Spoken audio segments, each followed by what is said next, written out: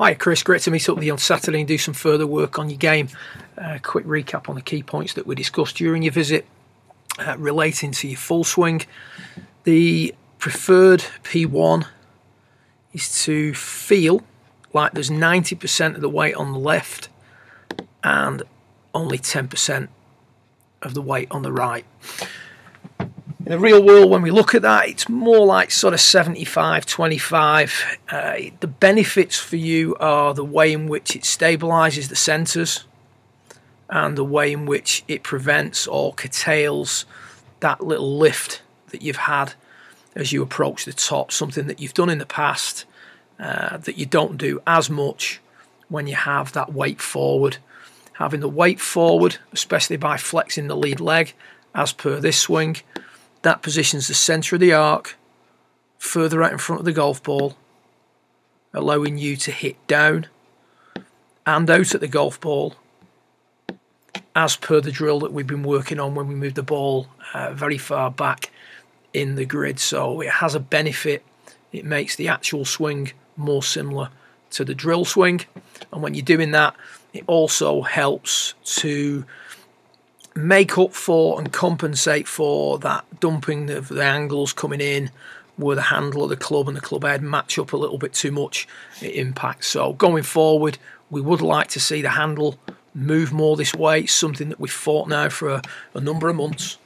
It's an ongoing battle. It's not something that's necessarily easy to achieve, but if we can set up in a certain manner, we can start to compensate for it. So really like you with more weight forward, feeling like you're on a down slope almost. Keep the weight forward through the hit. Really like that P4 position that you get in there. When viewed from down the line, I think this is where you've made the biggest improvements. Certainly in transition, we were looking at your swing from a couple of years ago. You can see as you get to the top, there is a little bit of cupping in the left wrist, which we've certainly lessened by working on the preset drill.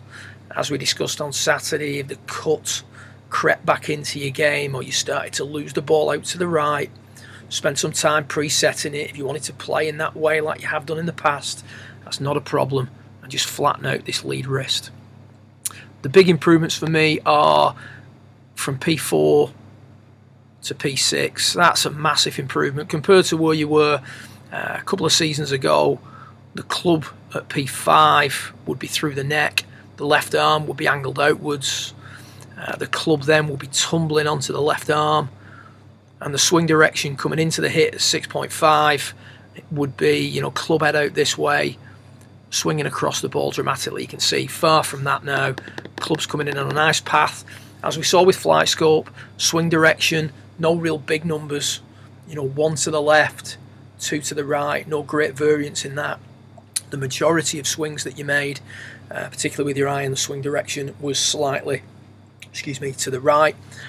When you keep the weight forward, you don't push up too quick, you hit down, and so the subsequent path is from in to out. The thing we discussed was your ball flight. If the path of the club is in to out, we then need to appreciate the club face's angle in relation to that. During the session, you hit a ball that started left and then curved further left. Your initial reaction was that you'd come over the top of it, when we looked at it, what had happened, you had a club face that was closed to the path of the club, so the ball started too close to the path of the club, very close. So as a result, the ball will start left and curve further left. Definitely didn't come over the top of it. This was the swing. There is no over the top move with that swing. The swing direction was 1 degree to the left. You were hitting down on it about 4 degrees, and the path was about 3.4 to the right. So they definitely didn't come over the top of it. Club face too closed at impact. Ball starts left, curves further left because of the relationship between the face and the path. We also explained that if the club face was severely open to the path, then the ball would start too far right and then curve further right. You your next question, quite sort of legitimately, was how do you then improve that relationship between face and path?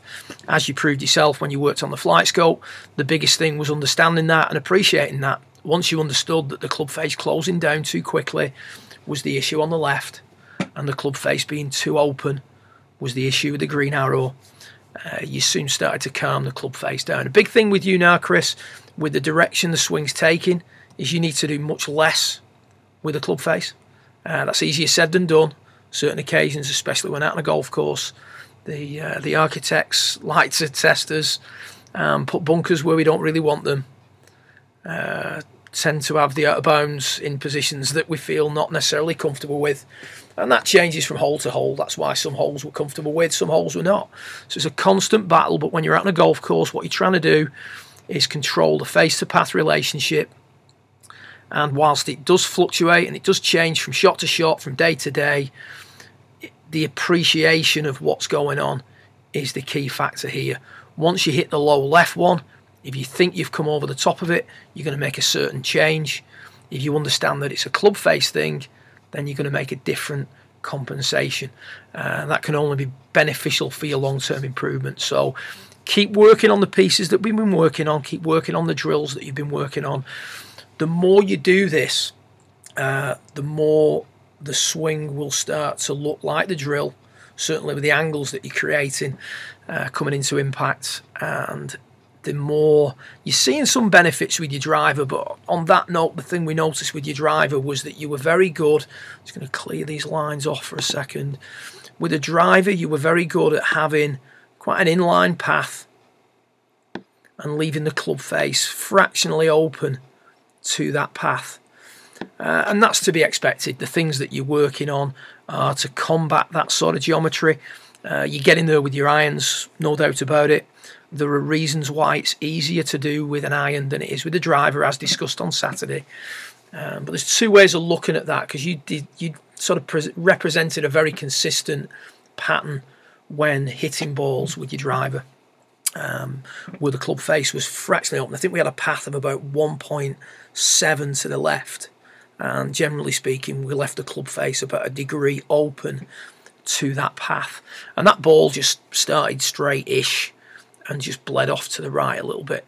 And what we said was, you can either take this shot that starts pretty straight and then just starts to bleed off to the right as a negative, and you can continue to battle that. Or what you could do is just get the machine, aim it down the left centre of the fairway, make exactly the same swing, face to path relationship exactly the same, ball starts slightly further left because that's where we're pointing, and then starts to fall back into the middle of the fairway rather than the right hand rough. Whilst you're working on your game, you're trying to improve that face to path relationship, you're doing a good job with your iron. It's harder to do with the driver. Don't always look at it as a negative thing. Sometimes you've got to look and think, you know what, I can repeat that pattern over and over again.